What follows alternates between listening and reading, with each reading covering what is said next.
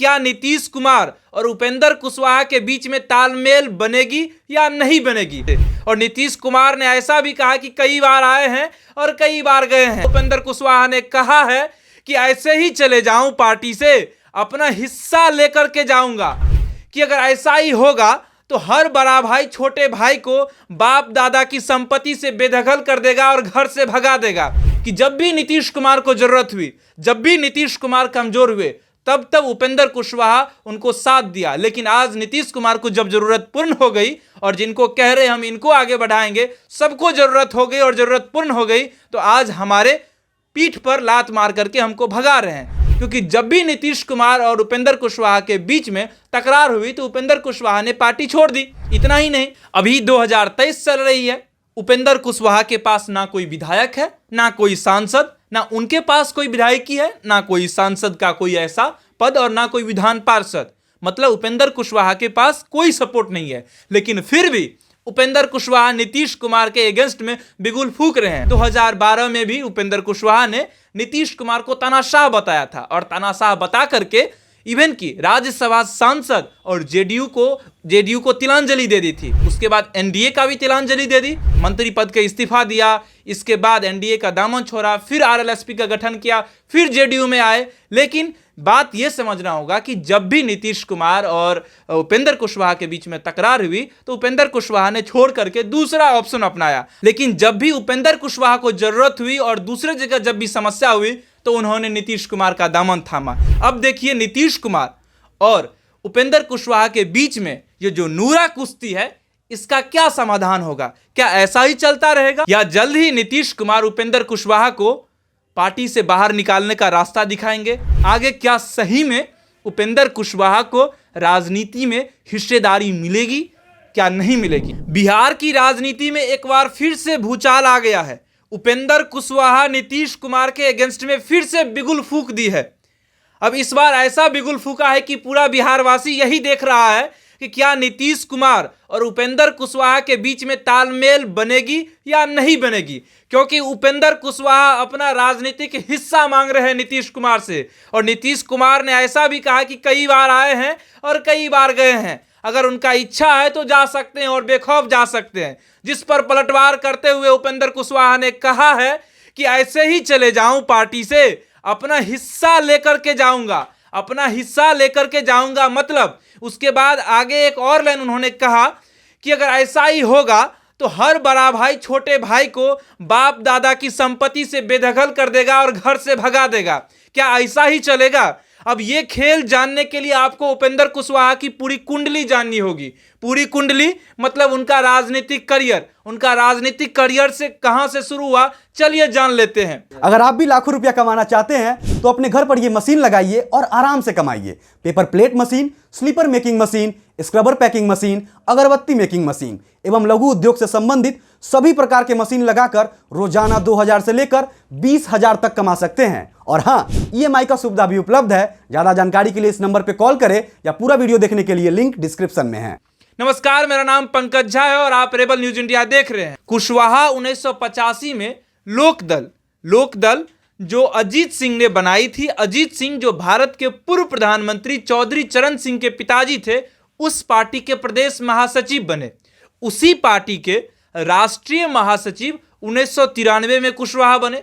उसके बाद 1995 में समता पार्टी की टिकट पर जंदाहा से बिहार विधानसभा का चुनाव लड़े और हार गए। समता पार्टी जो जॉर्ज फर्नांडिस ने बनाए थे। उसके बाद 2000 में समता पार्टी की टिकट पर फिर दोबारा से जंदाहा से चुनाव लड़े, लेकिन इस बार जीत गए और विधायक बन गए। उसके बाद 2004 में नीतीश कुमार ने उपेंद्र कुशवाहा को विपक्ष का नेता बना दिया था। वो तब बनाया जब सुशील कुमार मोदी जी सांसद बन गए थे। उसके बाद 2004 में नीतीश कुमार ने उपेंद्र कुशवाहा को विपक्ष का नेता बना दिया। उसके बाद 2005 के विधानसभा चुनाव में कुशवाहा ने जेडीयू के टिकट पर दलसिंह सराय से चुनाव लड़े, लेकिन हार गए।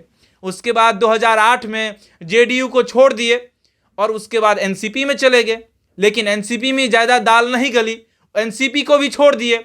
उसके बाद खुद की अपनी पार्टी बना ली, आरएसपी, जिसका नाम है राष्ट्रीय समता पार्टी, आरएसपी का गठन किया, लेकिन पार्टी भी ठीक नहीं चली, जिसके बाद कुशवाहा ने घर वापसी कर ली, मतलब जेडीयू में फिर से आ गए और नीतीश कुमार का दामन थाम लिया। घर वापसी किए, बहुत अच्छा से नीतीश कुमार ने उनका स्वागत किया। 2010 में नीतीश कुमार ने उन्हें राज्यसभा का टिकट दिया, मतलब नीतीश कुमार ने 2010 में उपेंद्र कुशवाहा को राज्यसभा सांसद बनाया। लेकिन 2012 में कुशवाहा ने जेडीयू से फिर से अलग हो गए। कुशवाहा ने एफडीआई बिल पर अलग वोट कर दिए, जिससे नीतीश कुमार काफी नाराज हो गए। नीतीश नाराज इसलिए हो गए कि उन्होंने कुशवाहा को राज्यसभा सांसद बनाया और कुशवाहा उनके अगेंस्ट में ही जाकर के वोट कर दिया, जिसके बाद नीतीश कुमार नाराज हो गए।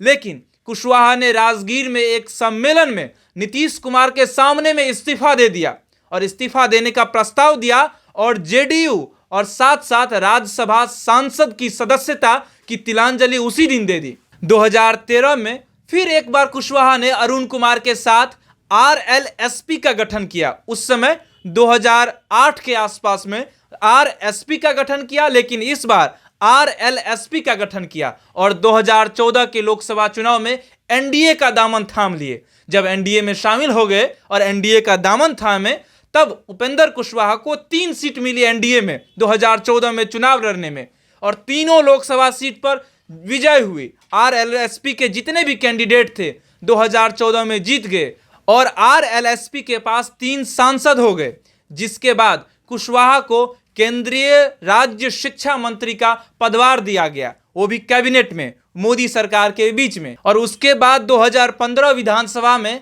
आरएलएसपी ने 23 सीटों पर चुनाव लड़ी, लेकिन सिर्फ 2 सीटों पर ही जीत पाई। फिर उसके बाद 2018 में कुशवाहा ने एनडीए के साथ साथ केंद्रीय मंत्री पद को भी तिलांजलि दे दिया और यूपीए में शामिल हो गई। उसके बाद कुशवाहा 2019 में लोकसभा चुनाव में 2 सीटों पर चुनाव लड़ा, लेकिन मोदी लहर के कारण दोनों सीट पर हार गए। 2020 के विधानसभा चुनाव में उनके पार्टी को 0 सीट मिली, 0 सीट। अभी ना उनके पास विधायक है ना सांसद। लेकिन 2021 में आरएलएसपी को जेडीयू में फिर से एक बार विलय कर दिया और आरएलएसपी जेडीयू में विलय हो गई। लेकिन अभी जो है उपेंद्र कुशवाहा के पास ना कोई विधायक है ना कोई सांसद, लेकिन फिर भी उपेंद्र कुशवाहा ने जेडीयू में अपना हिस्सेदारी मांग रहे हैं। उपेंद्र कुशवाहा मीडिया कॉन्फ्रेंस के माध्यम से यह कह रहे हैं कि जब भी नीतीश कुमार को जरूरत हुई, जब भी नीतीश कुमार कमजोर हुए, तब तब उपेंद्र कुशवाहा उनको साथ दिया। लेकिन आज नीतीश कुमार को जब जरूरत पूर्ण हो गई और जिनको कह रहे हम इनको आगे बढ़ाएंगे, सबको जरूरत हो गई और जरूरत पूर्ण हो गई, तो आज हमारे पीठ पर लात मार करके हमको भगा रहे हैं या हमको अपने पार्टी से भगा रहे हैं। ऐसा उपेंद्र कुशवाहा ने नीतीश कुमार के ऊपर में एलिगेशन लगा रहे हैं। लेकिन आपको समझना यह होगा कि नीतीश कुमार और उपेंद्र कुशवाहा के बीच में कैसी दोस्ती थी। इस बात को समझने के लिए आपको पूरे चीज को समझना होगा, क्योंकि जब भी नीतीश कुमार और उपेंद्र कुशवाहा के बीच में तकरार हुई तो उपेंद्र कुशवाहा ने पार्टी छोड़ दी और पार्टी छोड़ने के बाद दूसरा रास्ता विकल्प को अपनाया। इतना ही नहीं, अभी 2023 चल रही है, उपेंद्र कुशवाहा के पास ना कोई विधायक है ना कोई सांसद, ना उनके पास कोई विधायकी है ना कोई सांसद का कोई ऐसा पद और ना कोई विधान पार्षद। मतलब उपेंद्र कुशवाहा के पास कोई सपोर्ट नहीं है। लेकिन फिर भी उपेंद्र कुशवाहा नीतीश कुमार के अगेंस्ट में बिगुल फूंक रहे हैं। याद है आपको 2012 में भी उपेंद्र कुशवाहा ने नीतीश कुमार को तानाशाह बताया था और तानाशाह बता करके इवन की राज्यसभा सांसद और जेडीयू को तिलांजलि दे दी थी। उसके बाद एनडीए का भी तिलांजलि दे दी। लेकिन उस समय भी उन्होंने ये जो मंत्री पद का कोई ख्याल नहीं रखा कि मंत्री पद मेरा जो है छूट जाएगा। लेकिन मंत्री पद के इस्तीफा दिया, इसके बाद एनडीए का दामन छोड़ा, फिर आरएलएसपी का गठन किया, फिर जेडीयू में आए। लेकिन बात यह समझना होगा कि जब भी नीतीश कुमार और उपेंद्र कुशवाहा के बीच में तकरार हुई तो उपेंद्र कुशवाहा ने छोड़ करके दूसरा ऑप्शन अपनाया। लेकिन जब भी उपेंद्र कुशवाहा को जरूरत हुई और दूसरे जगह जब भी समस्या हुई तो उन्होंने नीतीश कुमार का दामन थामा। अब देखिए नीतीश कुमार और उपेंद्र कुशवाहा के बीच में ये जो नूरा कुश्ती है, इसका क्या समाधान होगा?